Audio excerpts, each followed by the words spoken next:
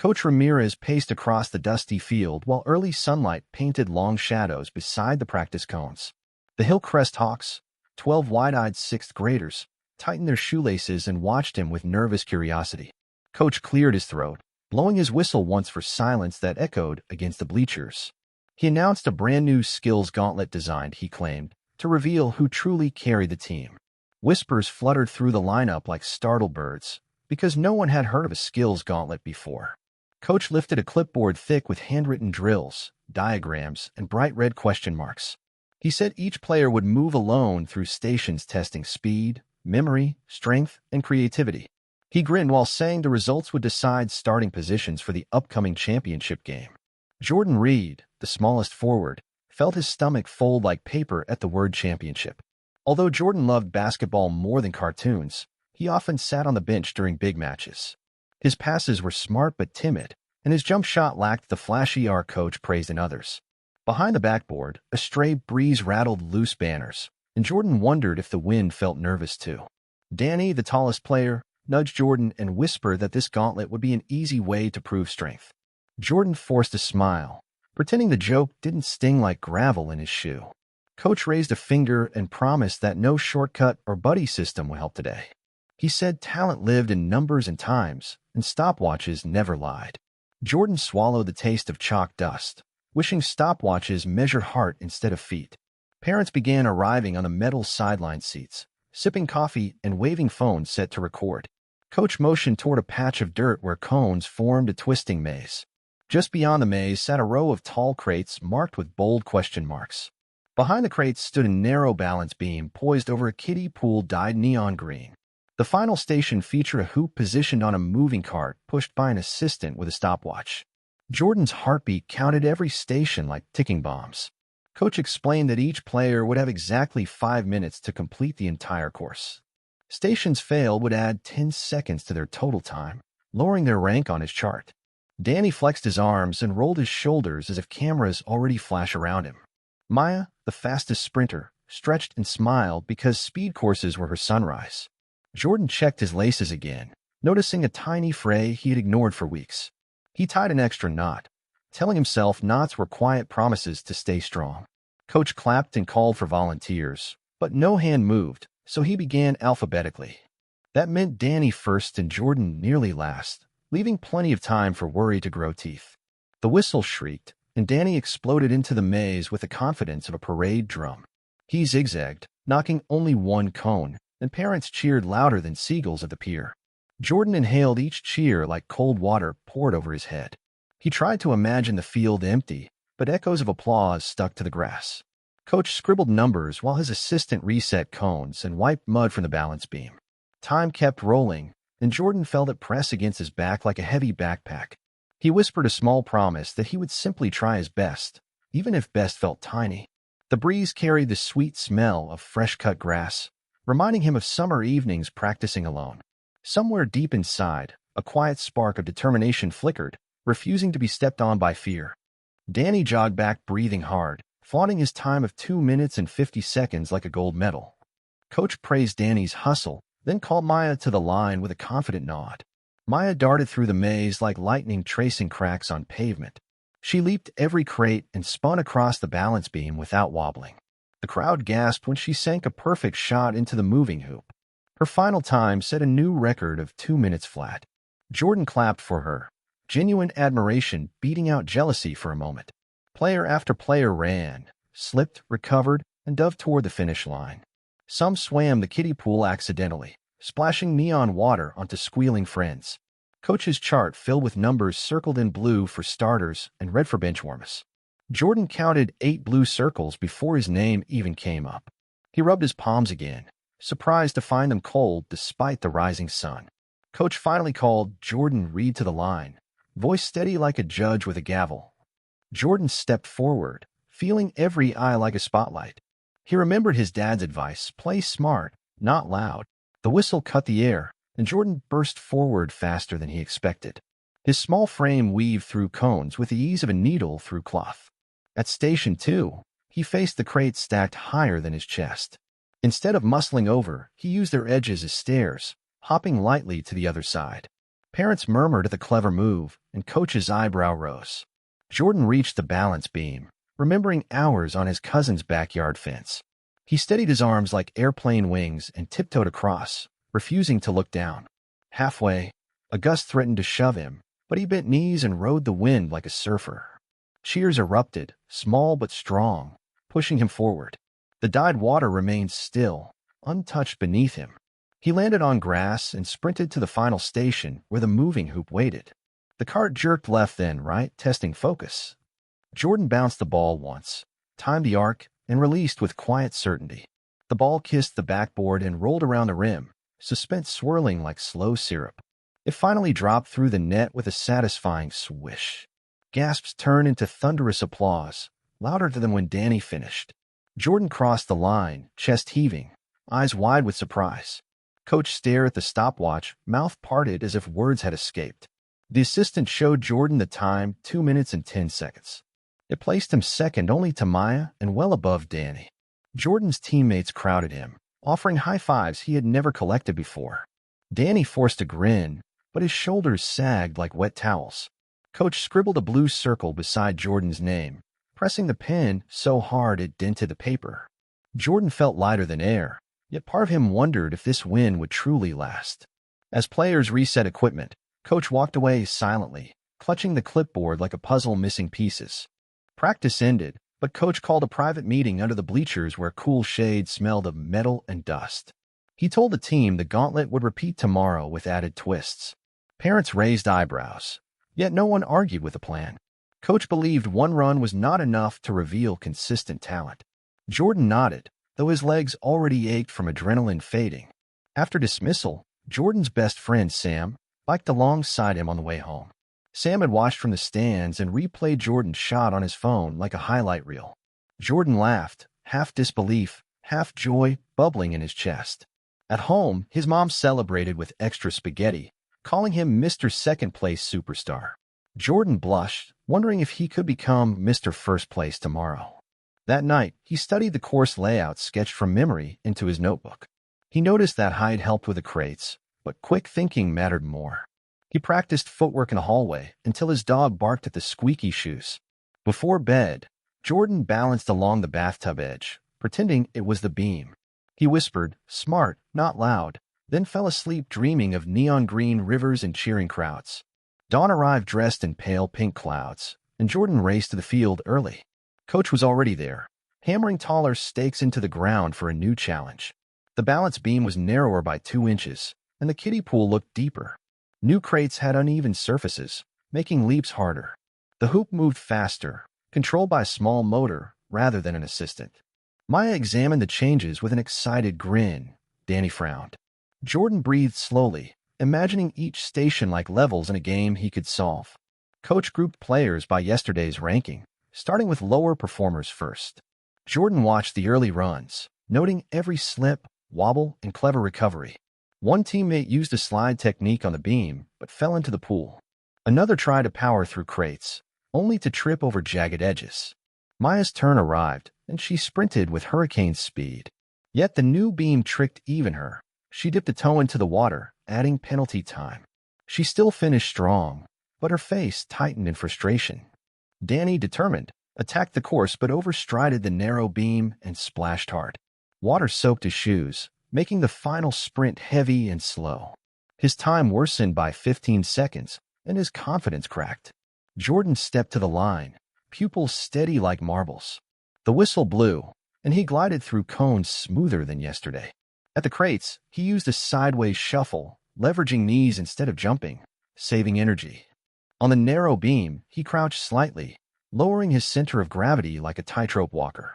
A hush fell as he shuffled safely across, arms calm. He reached the hoop, watched its rhythm for half a heartbeat, then banked a clean shot. The stopwatch read 2 minutes flat, tying Maya's original record on a tougher course.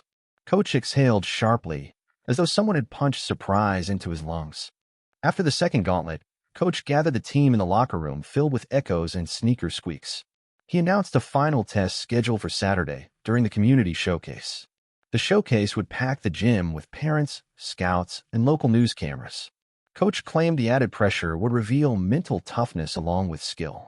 Jordan swallowed, feeling nerves bloom again, but also a spark of curiosity. Sam texted congratulations, adding a meme of fireworks. Danny avoided eye contact, drifting toward the showers like a silent storm cloud. Maya fist-bumped Jordan, admitting his calm approach impressed her. Coach pulled Jordan aside, voice low, asking how he stayed balanced. Jordan said he imagined being small was an advantage, sliding through spaces bigger kids ignored. Coach nodded but kept eyes distant, as though he stared at hidden equations. That night, Jordan's dad helped measure 2 inches of painter's tape on the driveway, marking a beam. They practiced slow shuffles while porch lights buzzed with moth wings. Dad reminded him that talent blooms when preparation meets opportunity. Saturday arrived, and the gym hummed like a beehive. Banners fluttered, and the giant scoreboard blinked bright zeros. The gauntlet course stretched across the polished wood like an obstacle castle. Coach added a new twist. Players must answer a riddle at each station to unlock the next task. The riddles were simple enough for 6th graders, but tricky under time pressure. The crowd leaned forward, eager for entertainment. Lower-ranked teammates ran first. Some froze on riddles, losing precious seconds. Maya tore through stations, but a riddle about months stumped her for 6 whole seconds. Danny misread a question about math patterns, adding time penalties. The scoreboard displayed shifting rankings in bright red numbers. Jordan approached the start line, heart drumming but mind focused. The first riddle asked, "What has keys but cannot open doors?" He answered piano before finishing the cone maze. At the crates, the question was, "What gets wetter the more it dries?" He smiled, saying towel while hopping across. On the balance beam, he whispered echo to the wall for a riddle about sound. The final station asked, "I go up but never come down. Why?" Jordan replied, "Age," and released his shot. The ball swooped through the hoop like a gull diving for fish. The crowd erupted, and the timer stopped at 1 minute 55 seconds, a new course record. The scoreboard flashed Jordan's name at the very top. Camera flashes burst. Reporters scribbled notes about the small kid with big calm. Coach stared at the numbers as if they spoke a language he barely understood. He approached Jordan, placing a hand on his shoulder heavy with mixed pride and surprise. Coach admitted he originally designed the challenge to show why smaller players belonged on the bench. He said the course ended up teaching him that vision can be clouded by assumptions. Jordan simply thanked him for the opportunity, voice steady and respectful. The crowd cheered again when Coach announced Jordan as starting point guard for the championship. Jordan's teammates lifted him, laughter ringing like victory bells. Championship week brought longer practices, film study sessions, and stacks of homework still waiting at home. Coach shifted drills to highlight teamwork around Jordan's quick passes and strategic thinking. Danny was reassigned to a supportive role, focusing on rebounds and defense. Maya practiced fast breaks with Jordan, developing a silent language of nods and cuts. Reporters visited, asking Jordan how it felt to rise from bench to star in 3 days. He answered that hidden talent is like a book. You need someone willing to open the cover. Posters featuring the team went up in hallways, Jordan's smile front and center. Some kids teased Danny about losing his spotlight, but Jordan stepped in, reminding them basketball is team first. Danny thanked him quietly, realizing leadership meant more than numbers. The night before the big game, Coach gathered the Hawks in a circle under dim gym lights. He apologized for designing the challenge with the wrong goal. Coach confessed he had feared losing, so he wanted a lineup that looked impressive rather than truly work together. He said Jordan taught him to trust skill that hides behind quiet faces. The team joined hands, promising to play every minute for each other. Championship day filled the arena with roaring fans and bouncing mascots. The Hawks faced the Ridgeview Raptors, a taller, older squad known for power play. Coach outlined a plan using speed and surprise to counter height. Jordan would direct traffic, exploiting gaps like a chess player spotting unguarded squares. The buzzer sounded, and Jordan dribbled with rhythm that set the game's heartbeat. He zipped passes to Maya, who scored the first layup. Danny boxed out a towering center, grabbing rebounds with determination. The Raptors pushed back, slamming dunks, but the Hawks kept pace. Jordan stole a pass midair like a bird snatching bread, igniting the crowd. He threaded a no-look assist to Danny, who powered in a bank shot. At halftime, the Hawks led by 2 points, sweat shining like armor. Coach reminded them of the gauntlet lesson: think smart, stay calm, adapt. The third quarter tested nerves when the Raptors switched to full-court press. Jordan called an audible play using a backdoor cut Maya had practiced only yesterday. It worked, breaking the press and scoring an easy basket. The Raptors grew frustrated, collecting fouls. Jordan sank free throws, each swish sounding like a stamp of confidence. In the final minute, the Hawks were up by 3. The Raptors attempted a tying shot, but Danny leapt, tipping the ball into Jordan's waiting hands. Jordan dribbled down court, letting seconds melt away before passing to Maya for the final layup. The buzzer blasted, sealing victory at 6-8-6-3. The team flooded the court, hugging and shouting. Coach lifted the trophy with both hands, then handed it to Jordan first. Cameras capture the moment, the once-hidden talent shining brighter than arena lights. Danny and Maya flanked Jordan, proving strongest teams grow from mixed gifts. Somewhere in the stands, a young kid clutching a basketball whispered that small could be mighty. The next morning, articles called Jordan the calm commander and praised Coach's new philosophy. Coach arranged a school assembly, trophy gleaming on stage like a sunrise. He invited Jordan to speak about perseverance and hidden strengths. Jordan told classmates that everybody carries a puzzle piece no one else has. He encouraged them to try challenges, even if they felt designed to expose weakness. The crowd applauded, inspired. Afterward, Coach posted the gauntlet design online, inviting other teams to test creativity over brute power. Messages from around the state thanked him for promoting fair chances. Danny volunteered to help younger players, remembering how Jordan lifted him. Maya started a speed clinic, sharing drills that sharpen reflexes. Jordan's parents framed the newspaper front page and hung it above his desk. Sam edited highlight clips into a video titled Hidden Talent Unleashed, which gained thousands of views. Colleges sent early interest letters, though Jordan still had years before graduation. Coach began planning next season with more inventive practices focused on thinking skills. During a quiet afternoon, Jordan returned to the empty field. He walked the faded cone marks, remembering the first morning of doubt. The breeze played with his hair, just like before, but today it smelled of possibility. Jordan set up 2 cones and a wooden plank, recreating a miniature balance beam.